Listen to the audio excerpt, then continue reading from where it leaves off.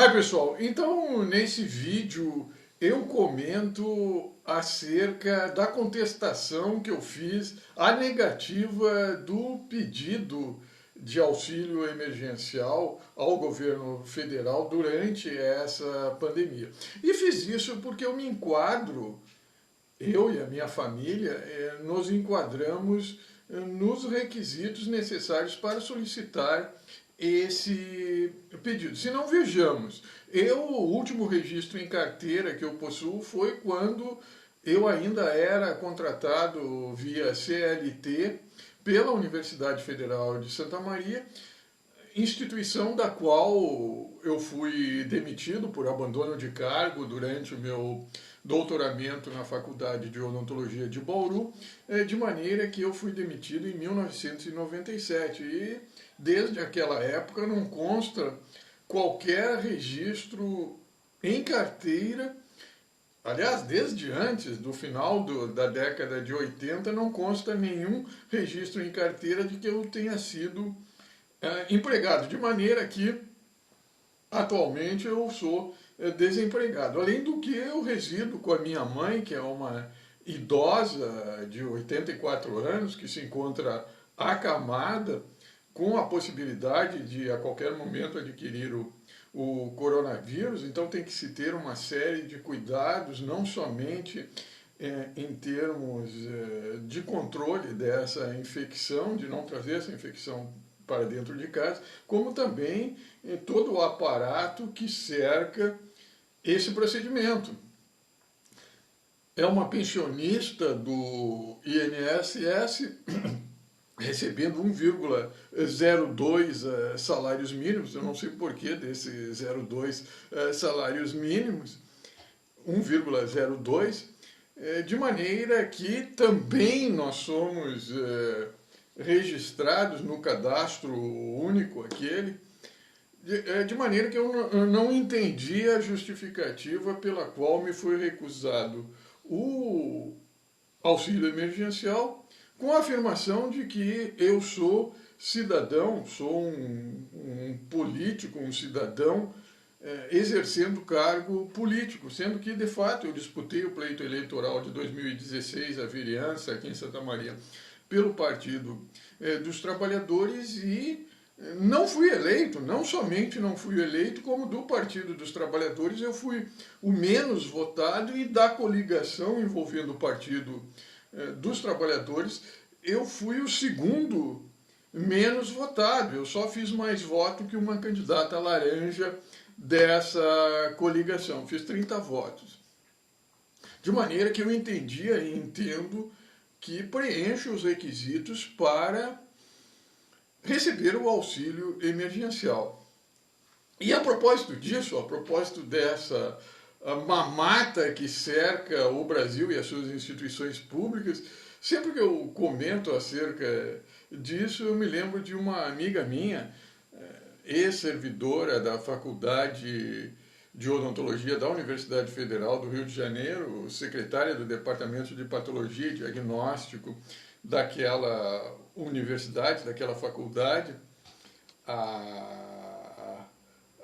Laura, a senhora Laura, e que foi também a responsável pela digitação da minha dissertação de mestrado naquela faculdade. Certa feita, ela, sabendo, reconhecendo os problemas que eu tive para sair aqui da Universidade Federal de Santa Maria e cursar o meu mestrado em patologia oral, em patologia bucal, na Faculdade de Odontologia da Universidade Federal do Rio de Janeiro, ela me chamou. Ela era também a responsável pela digitação da minha frequência, uma vez que eu fui colocado à disposição daquele departamento, daquela disciplina. Era ela que elaborava a minha frequência. Diga-se de passagem, enquanto eu estive na Universidade Federal do Rio de Janeiro, eu não tive qualquer problema. Aliás, a respeito da Universidade Federal do Rio de Janeiro, se hoje a douta magistrada Joane Unfer Calderaro e o doutor magistrado Hermes da Conceição Júnior, que hoje se encontram no Tribunal de Recursos em Porto Alegre, que corroboraram essa grande fraude que foi o meu processo demissionário da Universidade Federal de Santa Maria, em que eu solicitei a reintegração ao serviço público e foi negado por esses dois doutos magistrados, mesmo que eles chegassem para mim e dissessem: olha, nós reconhecemos que nós ratificamos uma fraude no seu processo demissionário, que foi a sua demissão da Universidade Federal de Santa Maria, nós queremos reintegrar você na Universidade Federal de Santa Maria. Eu diria para ele: vocês me desculpem, mas eu não aceito ser reintegrado na Universidade Federal de Santa Maria ou qualquer outra instituição, qualquer outra universidade pública brasileira. Eu prefiro ficar demitido do que ser reintegrado nesses grandes guetos departamentais, nessas grandes mamatas que constituem as universidades públicas brasileiras, exceto uma, a Universidade Federal do Rio de Janeiro. Mesmo que essa mamata aqui da Procuradoria Jurídica da Universidade Federal de Santa Maria, que foi responsável pela minha demissão, reconhecesse: olha, nós reconhecemos que foi fraudulento o processo demissionário contra você, eu diria: eu não aceito ser reintegrado no serviço público brasileiro na Universidade Federal de Santa Maria. Relativamente à Universidade Federal do Rio de Janeiro, a despeito de reconhecer que ela apresenta também os mesmos problemas acerca do meio acadêmico, a propósito disso, nem na Universidade de São Paulo, a despeito de eu ter sido vinculado ao meio federal, se me dissessem: ó, você quer ser reintegrado no serviço público na Universidade de São Paulo, eu diria: não quero, porque eu considero a Universidade de São Paulo também uma grande viciada mamata. E a propósito disso, o professor mágico de Bauru, da Faculdade de Odontologia de Bauru, da Universidade de São Paulo, foi um dos responsáveis. Ele conseguiu a mágica, mesmo eu sendo um servidor público estacionário, ele conseguiu a mágica de me demitir do serviço público brasileiro, sendo um servidor estável, de maneira que eu sou um dos poucos servidores estáveis que foi demitido do serviço público brasileiro. Isso ocorre no Brasil. Mas o fato é que essa mamata, nesse contexto, relembrando o conselho dessa querida amiga, dessa ex-servidora, a dona Laura, lá da secretária do Departamento de Patologia da Universidade Federal do Rio de Janeiro, ela dizia: Antônio, você é daquelas pessoas do serviço público que tem que fazer tudo certinho, tudo como a lei manda. Porque, como você sabe, no serviço público brasileiro, para quem toma parte dessa grande viciada mamata que é o serviço público brasileiro, incluindo o seu meio acadêmico e meio político, tudo é possível e permitido. E para os que não tomam parte dessa mamata, como é o meu caso, o sujeito aplica a lei. Ou quando não pode aplicar a lei, ela deturpa a lei de maneira a aplicar ela, porque a lei brasileira ela é prolixa, ela é volumosa e imbecil, de maneira que os doutos magistrados eles dispõem com base nos seus julgamentos, de justificar como eles bem entendem. Então, para quem toma parte da mamata, tudo é possível e permitido. Para quem não é, aplica-se a lei. Quando não pode se aplicar a lei, tal como no meu caso, tal como na justificativa para a negativa do meu auxílio emergencial, deturpa-se a lei e cria-se justificativas das mais absurdas, como essa que foi utilizada para negar o meu pedido de auxílio emergencial, com base no fato de eu ter sido eleito, quando não fui eleito, e pelo contrário, eu fui um dos candidatos à vereança aqui em Santa Maria, em 2016, que apresentou um menor número de votos. Claro que houveram outros que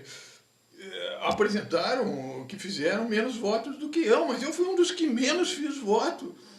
Então eles criaram uma justificativa. E eu, obedecendo também a regra, a lei, eu fui fazer a minha contestação, que é o motivo desse vídeo, fazer a contestação. Eu comentei tudo isso para chegar agora, fazer a minha contestação. Aí segui a orientação, não, você tem que fazer novamente o seu cadastro. Só que você utiliza o programa, eu tentei acessar o programa do DataPrev, elaborado pelo DataPrev, pela Caixa, e o programa simplesmente não aceitava, dizia que eu era cidadão que não me enquadrava nos requisitos para receber o auxílio emergencial, quando pelo contrário, eu sou um dos poucos, aliás, um dos poucos não, um dos muitos que se enquadram nesse perfil e que teria e tem o direito de receber esse auxílio emergencial. E segui o conselho, só que ele simplesmente, no meu caso foi impossível eu conseguir fazer um novo cadastramento para ter direito de contestar essa esdrúxula, essa absurda justificativa da negativa do meu auxílio emergencial. De maneira que, diante dessa esdrúxula justificativa e da possibilidade, confesso para vocês, de acreditar que seriamente alguém tenha negado esse meu pedido de auxílio emergencial e ter retirado fraudulentamente, seja por uma fraude interna da Caixa, seja por uma fraude externa, esse meu pedido de auxílio emergencial, uma vez que eu estou também cadastrado, apresento esse registro nesse cadastro único, eu e a minha mãe, que é uma idosa, que tenha sido utilizado fraudulentamente por uma outra pessoa. Então, em decorrência disso, eu comuniquei ao Ministério Público Federal aqui em Santa Maria, solicitando para averiguar também o porquê de constar esse registro de que eu sou um político eleito, quando eu não fui eleito, não exerço o cargo eleito politicamente e nem qualquer cargo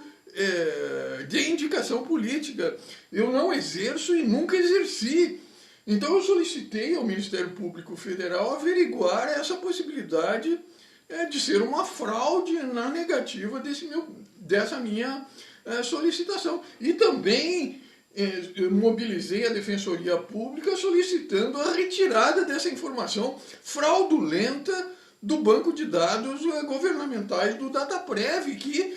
preocupa porque o DataPrev é o órgão governamental responsável pelo processamento das eleições, pelo cômputo dos votos. Então, se há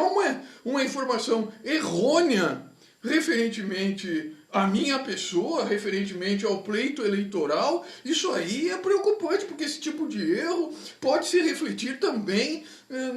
na eleição. Então, em decorrência disso, é que eu sugiro também, que é de fato o motivo desse vídeo, que é a contestação. Vocês, se não puderem, tiverem essa dificuldade que eu tive para fazer uma contestação via ao procedimento regular, que mobilize o Ministério Público Federal, que mobilize a Defensoria Pública e requeiram que você tem direito, porque estão pagando aí para militar, estão pagando aí, as pessoas retiram o seu auxílio emergencial de uma maneira fraudulenta. Você tem todo o direito, assim como eu entendo que tenho todo o direito de mobilizar legalmente o que é possível para fazer jus ao que de fato eu mereço e por quanto eu me enquadro nos requisitos para qual esse auxílio social foi destinado.